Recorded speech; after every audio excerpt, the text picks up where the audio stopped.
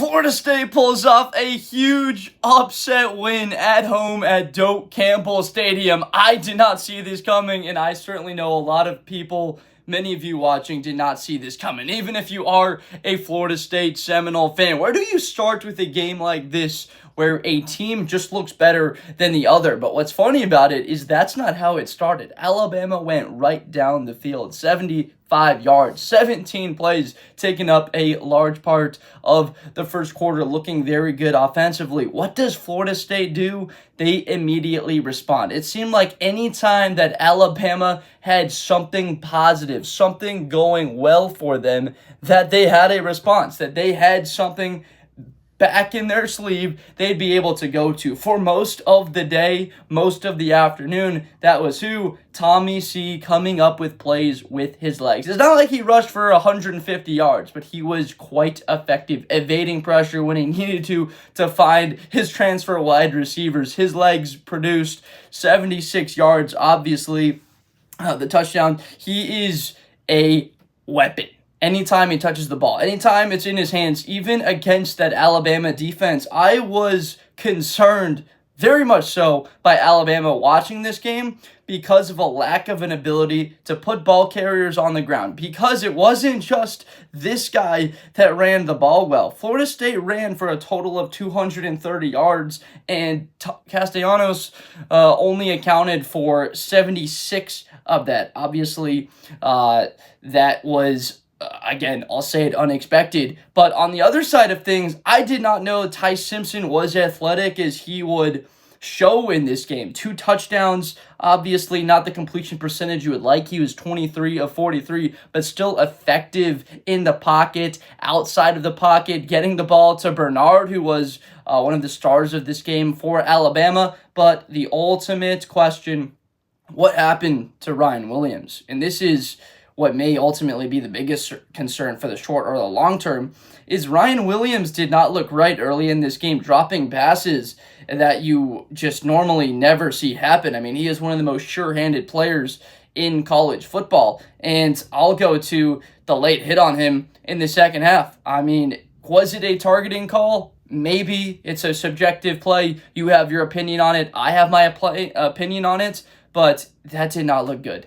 And we really hate to see it because that's one of the biggest storylines. Obviously, besides Florida State being a ranked team very soon here, a team that is going to be insanely tough to beat at home, a threat immediately in the ACC. All this talk about Clemson or Georgia Tech with that big win is now Florida State's potential time. But Alabama's Ryan Williams. He's perceived by everybody to be a top 10 player in college football, if not top 10, top 15, one of the best playmakers when he has the ball in his hands. Not just ball in his hands, he impacts the game and opens the field up for other guys on his team so that they can make impacts. And so they lose him. He's out for the rest of the day. He did not return. It obviously looks like a concussion. He did not look right whatsoever. And this is obviously big because in a couple of weeks, all of us know September 27th, Alabama is heading out to Georgia. And ultimately, this becomes a massive game. Their SEC opener, it's on the road. It's at Sanford. Georgia hasn't lost there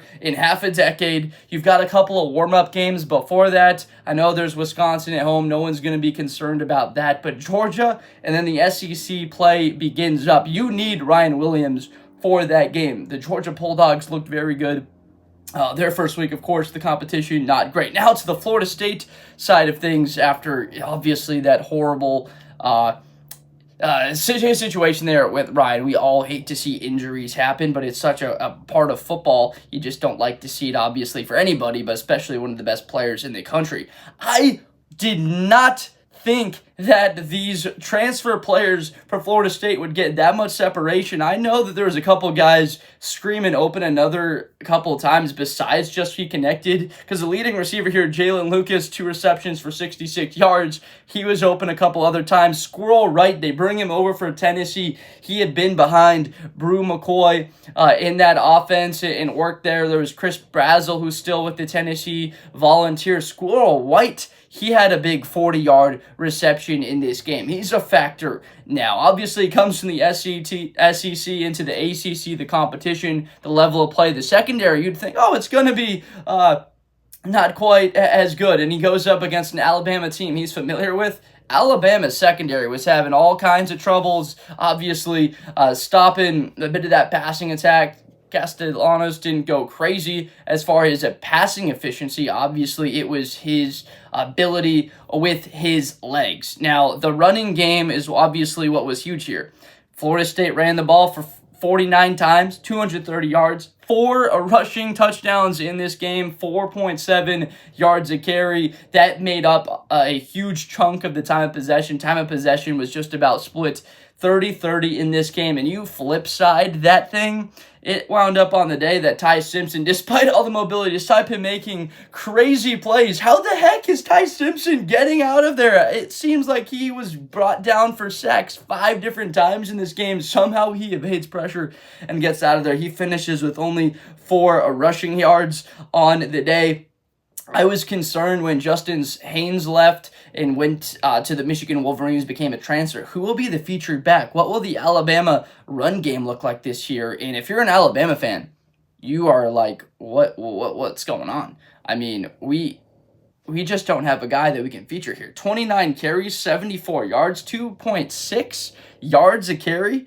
That's unacceptable for a team, especially when the narrative surrounding this is Alabama is more physical, Alabama's tougher, they're bigger, they're more talented, they have better players, so they're just going to out-muscle them. Some of those things, I'll admit. I may have said Alabama's got a few more weapons when you take into account, not to talk myself out of a corner there, but you take into account the transfer portal. Sometimes you hit, sometimes you miss, sometimes you hit in a big way, and that's exactly what Florida State did. Shout out to that stadium atmosphere. I wasn't on the game, but you could tell, seeing clips of it online and social media, the place was going nuts. Through the television, it just popped. It seemed like there was 110,000 people there. Obviously, that's not the capacity is in Tallahassee, but how good does this feel? And I could have started this video with this, but Alabama was the reason why Florida State did not get into the college football playoff a couple of years ago.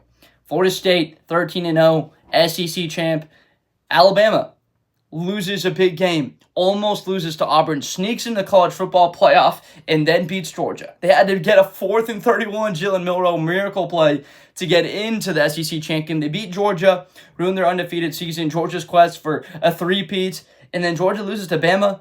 Alabama gets that 4 seed Florida State because Jordan Travis goes down. They wind up being the short stick, the short straw. Jared Verse, all those guys don't play in the bowl game against Georgia in the Orange Bowl. And everybody has their narratives and what they say about Florida State. And obviously, last year happened an absolute downhill slide. I thought it was really a travesty that they got left out of the playoff, even if you lose your quarterback. Like, what else do you expect? We did every single thing we're asked to do. We get out. So they wind up getting sweet, sweet revenge on the Alabama Crimson Tide. And who's left storming the field at the end of this one? The number 8 Alabama Crimson Tide, a team that a number of people picked as being their national champion, their SEC champion. You're bringing in here 13.5 points. That's not enough for the Alabama Crimson Tide. Florida State says, more specifically, Tommy Castellanos says, oh, yeah, Alabama just doesn't have the ability to stop me. I'm going to say that ability of someone to say what he said in the offseason. We're talking about, May when he made these comments and saying Nick Saban's not there to save them.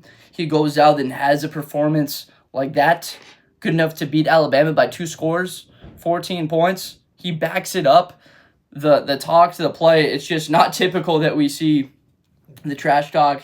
You fully back it up like that, especially calling your shot against Alabama, an absolute true blue blood. Have been one of the premier teams in college football over the years. Now, let's go to the other side of things for Kalen DeBoer, because immediately it's not even like hot seat territory. We're talking about broiler. That thing is flaming, piping, burn your bottom type status now, losing a game to Florida State, and especially your best player now might not even be on the field the next couple of weeks. Like I'm saying here, you got to have him back on the field against Georgia, because otherwise this season, could be close to being over before you get out of the month of September. Like, I can say that because you lose a game like this by that margin when it looked like it could have been wider. Like, Alabama fought and clawed back to make it a 14-point game. It felt like Florida State should have won this game by about 17, 18 points would have been the true nature of really what it felt like. But Kalen DeBoer is a great coach. Did a great job, obviously, with Washington. Led them to a national championship game.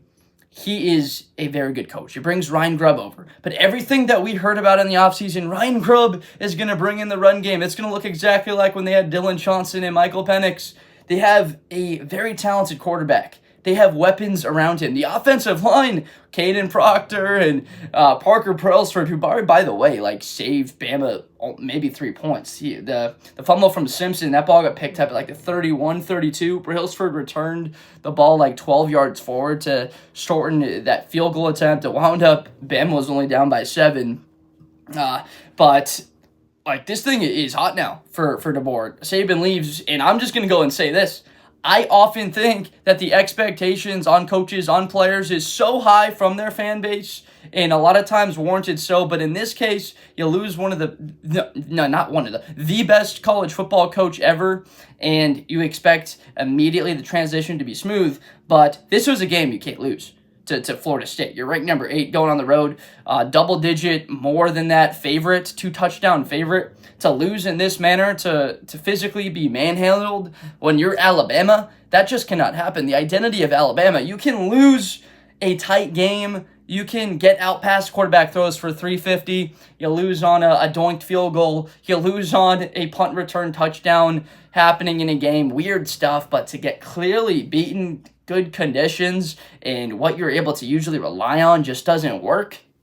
There's a whole identity crisis there, and I'm hopping off. I wasn't on the Alabama train, but I gotta say, I'm a little bit worried here. What is great about Alabama's season is that 2 games to get right. Ty Simpson can go out there, throw 6-7 passing touchdowns the next 2 weeks.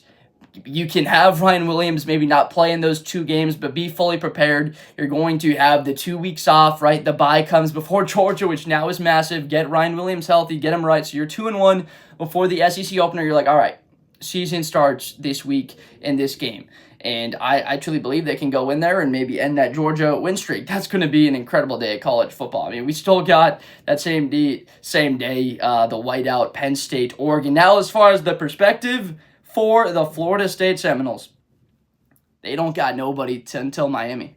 I'll say that again. They don't got nobody until Miami. And at that point, we'll see. I mean, Miami will have already played a couple of good squads, obviously Notre Dame. But A&M, Kent State, Virginia, before they play Miami in a couple of weeks. Florida State's going to be 4-0. Just got to win those next ones. But 4-0 before a game against the Miami Hurricanes, and then a couple of wins probably, Pittsburgh, Stanford, and Wake Forest. We can realistically say that Florida State now, after what we saw, is going to be, let's call them 7-1 or 8-0 before a road game at Clemson. All of a sudden, Florida State goes from a team, maybe they lose to Virginia, maybe they have trouble against Wake Forest or Vatech, or no shot against Florida, or Virginia, they struggle.